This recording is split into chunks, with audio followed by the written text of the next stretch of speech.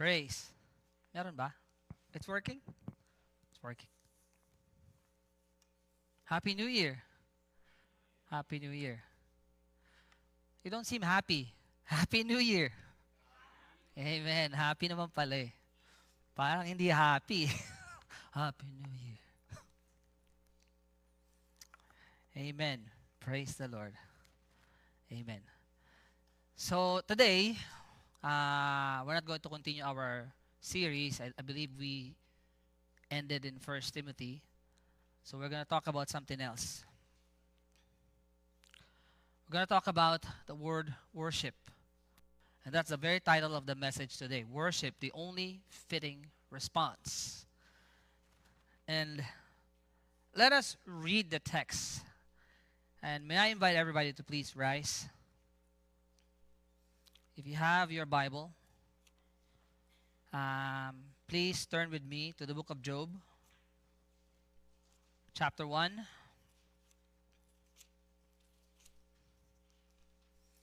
Chapter 1, verse 20 to verse 22.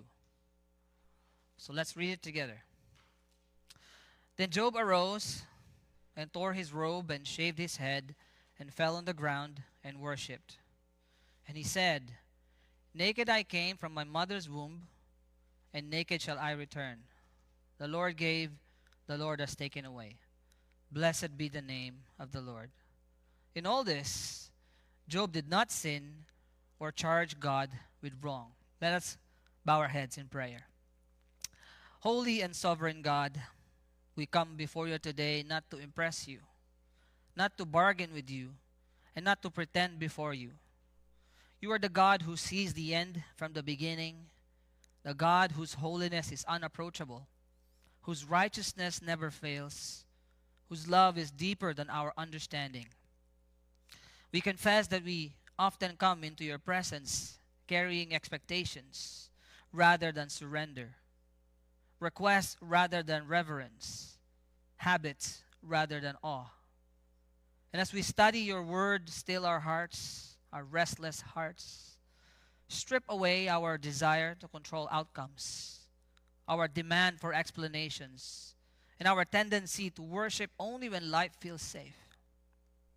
Teach us what it means to worship you in truth, not only when you give, but when you take. Not only when you speak clearly, but when you are silent.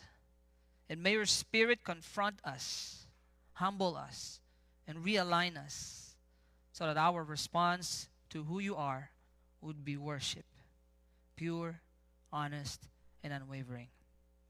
We ask this not because we are worthy, but because you are. In the holy and matchless name of our Lord, we pray. Amen and amen and amen. Please be seated.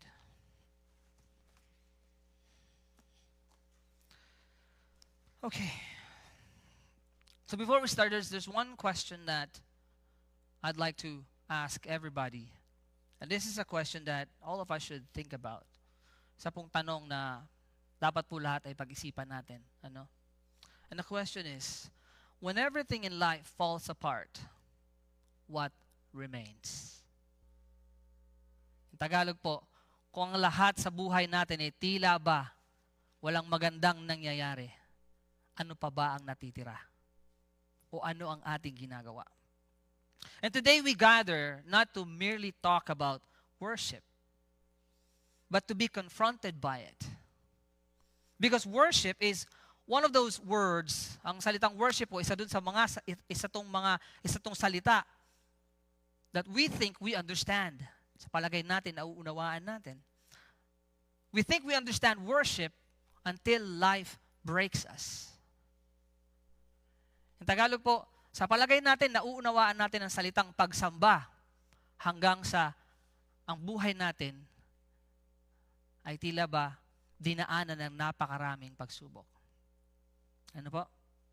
So we sing it easily when things are stable.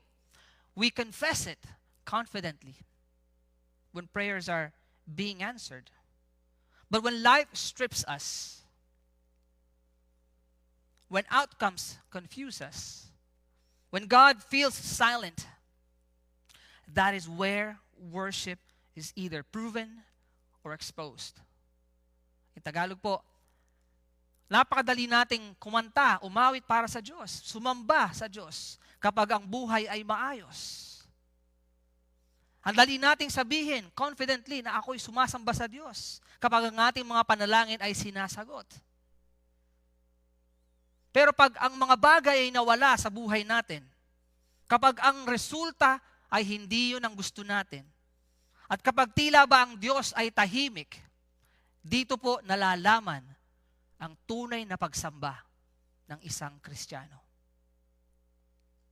And the past year, 2025, tested many people. Ano pong nakaraang taon, napakarami pong Kristiyano ang sinubok, no? In ways that they did not anticipate.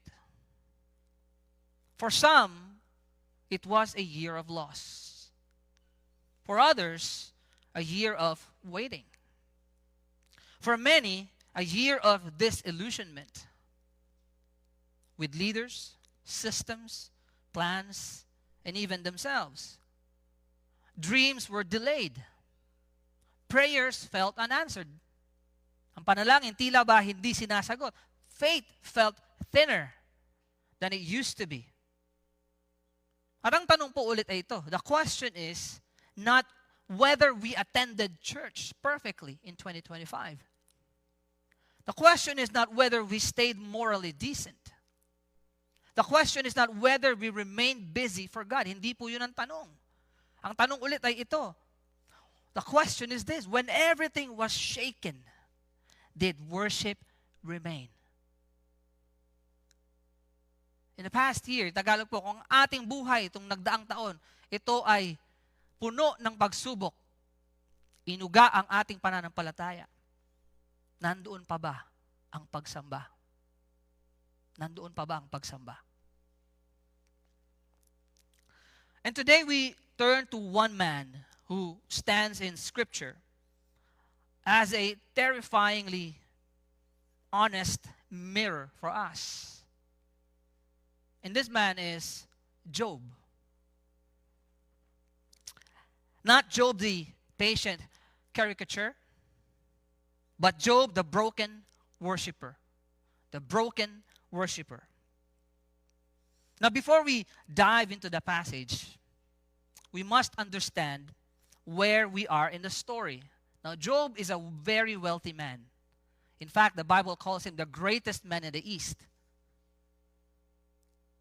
But Job has lost all his wealth, all his servants, all 10 of his children. Ano po? Si Job, mayaman siya. Pero dito, nawala ang kanyang kayamanan, nawala ang lahat ng kanyang servant, nawala ang kanyang 10 anak. He lost all of them, all of it. Not over the years, not gradually, but in rapid succession. Hindi ito nangyari sa loob ng isang taon. In fact, the Bible tells us that it may have happened in just one day. And this is not a theoretical suffering. Hindi ito kathang-isip lamang. This is not a manageable pain. This is what we call a catastrophic loss. At ang Biblia po, the Bible does not rush past this moment. Hindi po ito basta nilagpasan lamang ng Biblia, mga kapatid. Because what Job does next reveals that what worship truly is. Let's begin in verse 20, where we see that worship does not deny pain. It says, then Job arose and tore his robe and shaved his head and fell on the ground and worshiped. The first thing that we must see here is what worship is not. Let me say that again. The first thing that we must see here is what worship is not. Dito po, hindi po nagpanggap si Job. Job did not pretend. He did not spiritualize away his grief.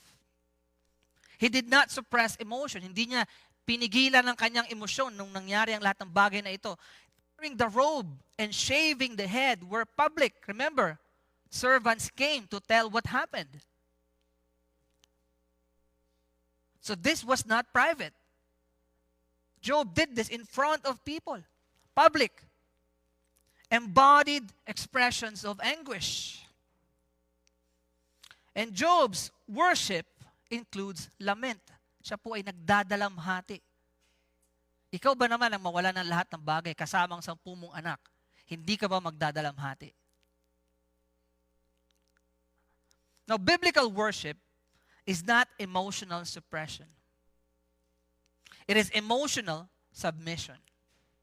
Pansinin po natin ang pagkakasunod-sunod. Notice the sequence here. He arose. Siya'y tumayo. He did not collapse into paralysis. Ano? He grieved honestly. Pinakita niya ang kanyang pagdadalamhati. He fell to the ground. No, siya ay yumuko. And he worshiped. He worshiped. Now, the ground he fell on is not a stage. It's not a church floor. Then what is it? It is a dust of devastation. And yet, that place became an altar. That place became an altar. And this is very crucial for us. Ito po ay mahalaga para sa bawat isa po sa atin. When prayers went, some of us, or some of us, fell to the ground last year. Maybe not literally, or maybe literally. When plans unraveled, ano po? When prayers went unanswered, kapag ang panalangin ay hindi nasasagot, o tila ba hindi nasasagot, when stability vanished, and you may have thought, or some of us may have thought, I cannot worship like this. But Job teaches us something that is radical. Dito po, tinuturoan po tayo ni Job ng kakaibang bagay. Ano? Worship is not the absence of sorrow. Worship is not the absence of sorrow. It is the refusal to remove God from the center of sorrow. In Tagalog po, ang pagsamba po, hindi po nangangahulugan na wala tayong dinadanas na pagsubok o wala tayong kalungkutan. Ang pagsamba, ito po yung ating attitude na sa kabila ng mga pinagdadaanan natin, kinikilala pa rin natin ang Diyos bilang Diyos. Amen? Job did not worship after things improve. No? Hindi hinintay ni Job na umayos ang lahat ng bagay after losing everything. He did not wait. Hindi niya hinintay na umayos lahat ng bagay and then he worshiped. He did not wait for things to improve before he worshiped. He worshiped in the ashes. And because worship is not situational, it is positional. What do I mean by that? In other words, a believer's position is who they are before God, not what they are going through. When someone belongs to God, they are positioned as His people in relationship with Him. And because of that position, worship should flow from identity, not circumstances. In verse 21, we see worship begins with humble reality. It says there, naked I came from my mother's womb, and naked shall I return. This is not a resignation. This is theology under pressure. What do we mean by that? When life, our faith, are tested, kapag ang ating pananampalataya ay sinubukan, does our view of God's goodness, His sovereignty, and faithfulness change? Kapag ang buhay ba natin ay sinubukan ng Diyos, nagbabago ba ang tingin natin sa Kanyang kabutihan? Sa Kanyang katapatan? Sa Kanyang pagiging Diyos? Does our view of God change? Here, Job recognizes something we forget easily in times of pain and abundance. Ano po? Marami po nakakalimot sa bagay na ito. We are not owners. We are recipients. Hindi po tayo ang may-ari ng mga bagay-bagay. Tayo lamang po ay tumanggap ng mga bagay mula sa Diyos. Everything Job had felt permanent until it wasn't. And the past year of 2025 reminded us this too. Health felt stable. Ating pong kalusugan, 2025. Tingin natin maayos until it wasn't. Jobs felt secure until it wasn't. Relationships felt certain until they weren't. Job strips life down to its most basic truth. We arrive with nothing. We leave taking nothing. Amen? We leave with nothing. Worship begins when entitlement dies. As long as we believe that God owes us outcomes, worship will be conditional. Kapag iniisip natin na ang Diyos ay may kailangang patunayan sa atin, ang ating pagsamba ay magkakaroon ng kondisyon.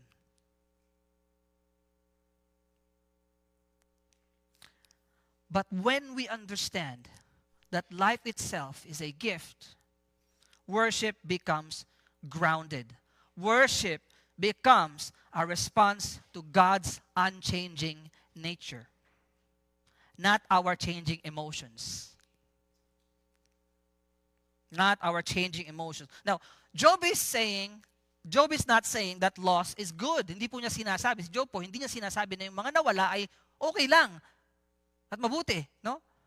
He's not saying that loss is good. Ang sinasabi po niya, or he is saying that God is still God and He will always be good. Hindi sinabi ni Job na yung mga nawala sa kanya mabuti, maayos, okay lang sa kanya. Hindi niya sinabi yun. Pero ang sinasabi niya, ang Diyos ay Diyos at siya ay laging mabuti. And worship flows from that confession. Worship flows from that confession. Still in verse 21, we see here worship recognizes God's sovereign hand. It says here, the Lord gave, the Lord has taken away. And this is perhaps the most uncomfortable line in the passage. Job does not attribute his loss to chance. Hindi niya sinabi na yung pagkawala ng lahat ng bagay sa kanya o yung kanyang mga anak ay isa lamang aksidente. Hindi niya inalis ang Diyos doon sa picture. He did not isolate God to only the pleasant moments. Kinilala niya na ang Diyos ang siyang may kontrol ng lahat ng bagay. He acknowledges that God's sovereignty without accusing God of cruelty. And this is mature worship. This is mature worship. Job does not say that God is evil. He did not say God is evil. He did not say God is absent. He did not say God has failed. He said God is God. And this is where many believers struggled. We are comfortable saying, the Lord gave. But we are hesitant to say, the Lord takes. Madali lang sa ating sabihin, ang Diyos ang nagbibigay. Pero mahirap sa atin sabihin, ang Diyos din ang kukuha at nag-aalis. And yet, worship that only acknowledges God in gain is not worship. Ang pagsamba, tinatawag natin pagsamba, na kinikilala lang ang Diyos sa mga panahon ng pagpapala, ito'y hindi tunay na pagsamba. Ito'y hindi tunay na pagsamba. What is this? It is a transaction. It is a transaction. True worship says this. Ito po ang sinasabi ng tunay na pagsamba. Even when I do not understand your ways, I believe you are in control. In Tagalog po, kahit Panginoon, hindi ko nauunawaan ang iyong pamamaraan, I know na sumasampalataya ako na ikaw ang may control ng lahat ng bagay.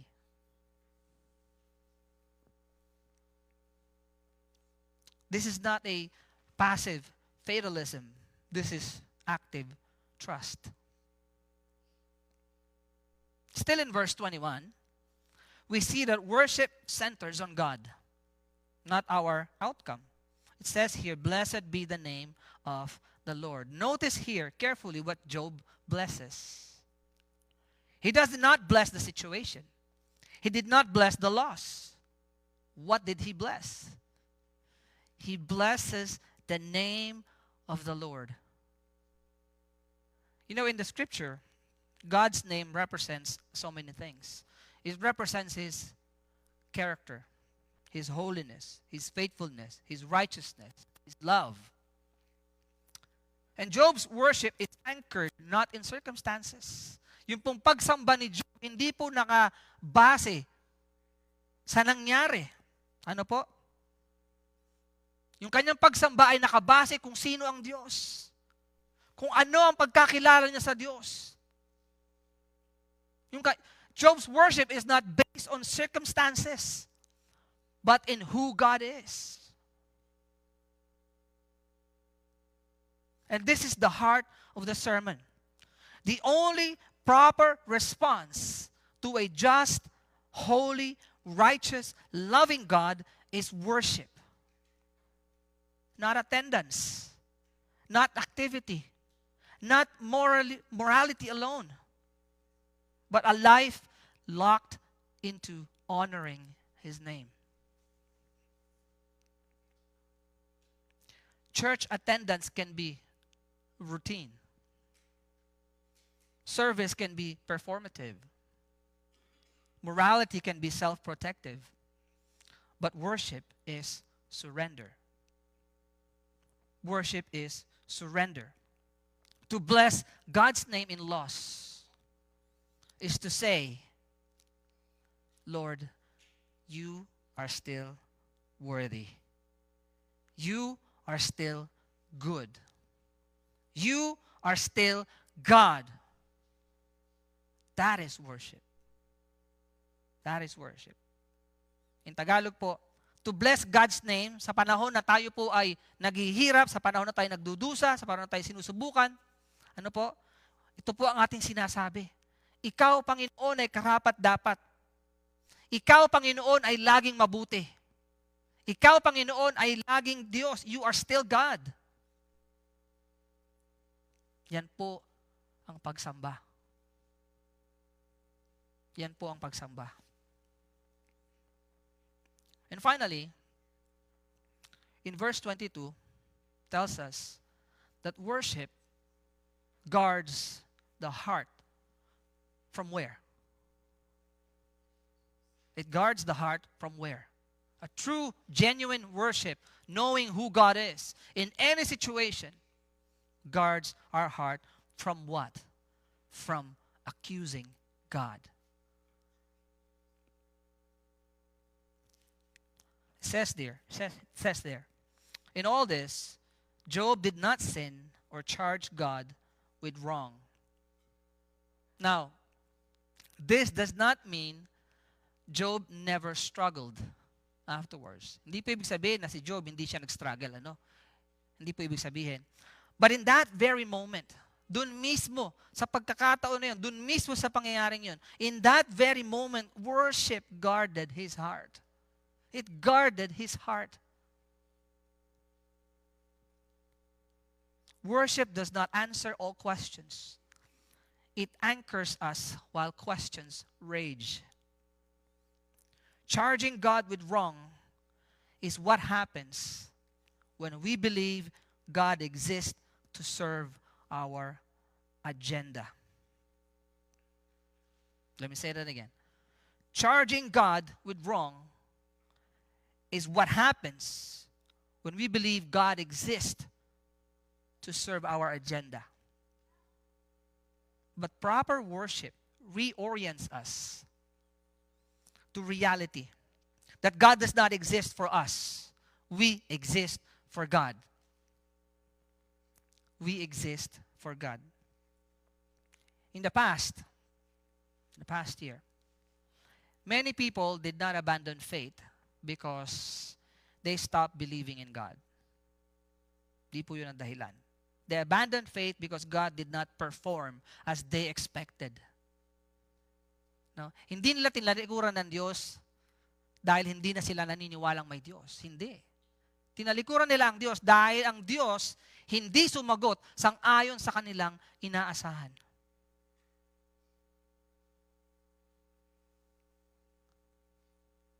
Remember, God does not exist for us.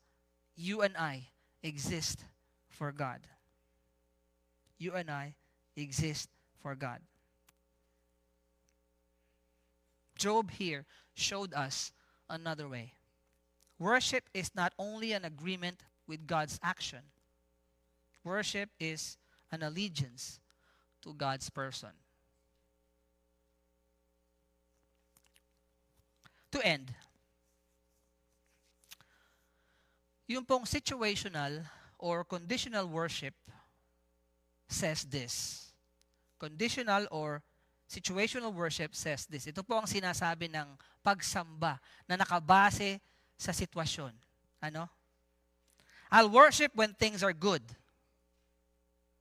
Ito po ang ito po ang conditional worship. No? Sasamba lang ako pag maayos na ang lahat ng bagay.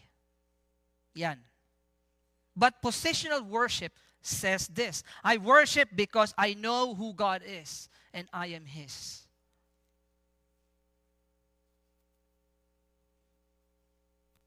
A genuine worship says, I know o kilala ko kung sino ang Diyos at ako ay sa Kanya. Kahit ano pa ang ating pinagdadaanan. I worship because God is God and I am His.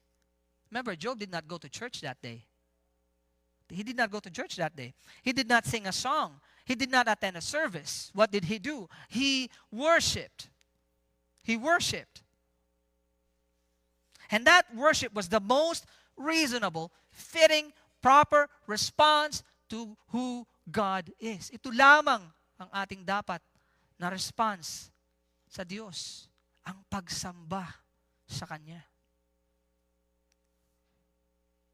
Ang pagsamba sa Kanya. The Romans or a book of Romans tells us that true worship is offering our lives. And Job showed us what that looks like when life hurts.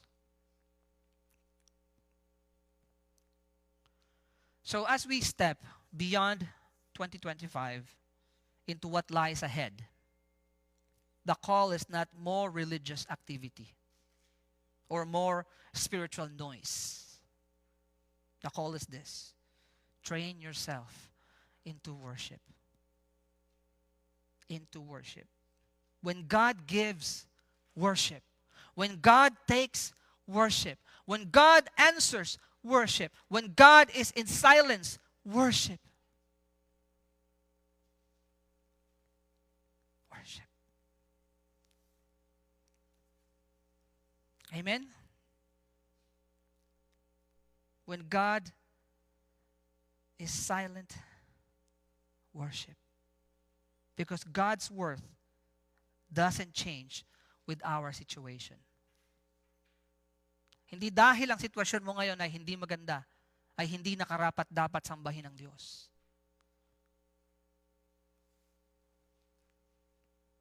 God is good. He is just. He is holy. He is righteous, He is loving, and He is worthy. Always. Always.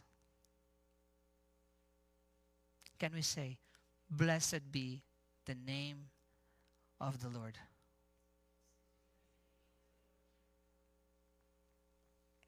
Let us pray.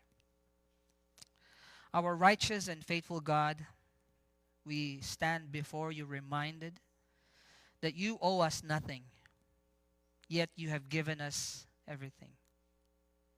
You are the giver of life, the sustainer of breath, and the keeper of our souls. In abundance and in loss, in clarity and in confusion, Lord, seal your word in our hearts. Do not allow it to remain something we have heard, but transform it into something we live.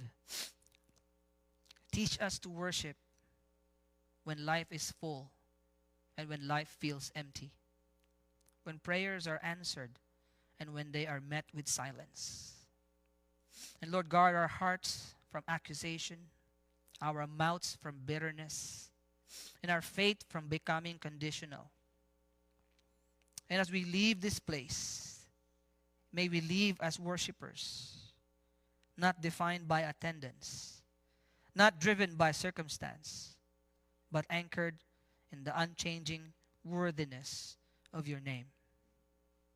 Whatever lies ahead, whatever you give, whatever you take, may our lives echo this confession.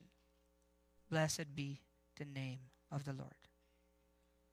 We surrender ourselves to you anew, for you alone are worthy.